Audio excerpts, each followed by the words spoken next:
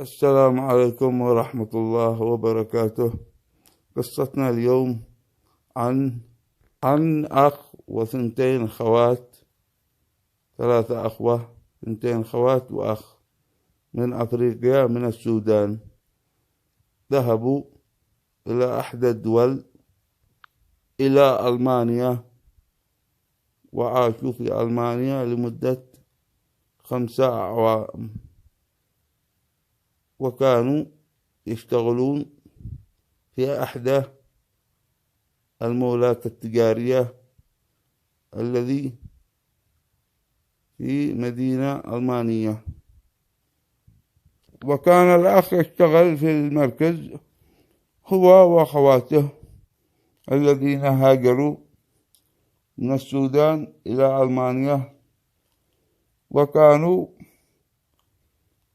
مبسوطين في العمل. وبعد فترة كانت تأتي صاحبة العمل هي وأخوانها الثنتين، وكانوا مخلصين في العمل وعمليين. وبعد فترة من الفترات ذهبوا ليعودوا إلى السودان، وعادوا إلى بلادهم، واشتد الحرب بالسودان، ورجعوا إلى ألمانيا إلى عملهم إلى المركز التجاري. وكان ظروفهم المادية صعبة جدا للغاية.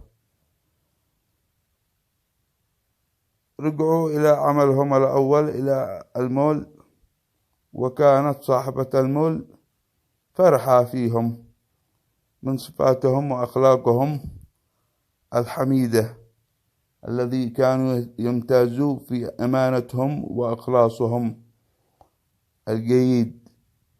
وكانت صاحبة المول التجاري معجبة بالسوداني محمد، وكان محمد معجب، ولم يسبقهم تبادل الكلمات وتبادل المشاعر ما بينهم.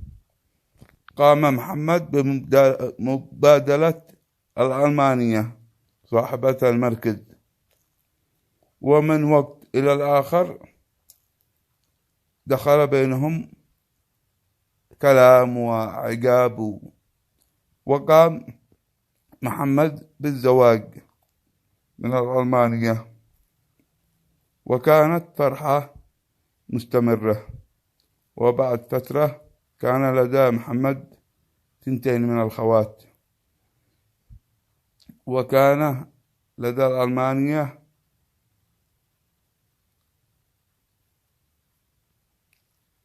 2 أخوة كانوا في نفس العمل، معهم مول تجاري كبير. وبعد فترة دخل بين خواته وبين أخوان الألمانية الإعجاب، وقاموا الألمانيين بزواج من السودانيات 2. كانت واحدة عمرها 28، واحدة عمرها 30. اتفقوا. وليصلكم كل جديد اضغط لايك والاشتراك بالقناة.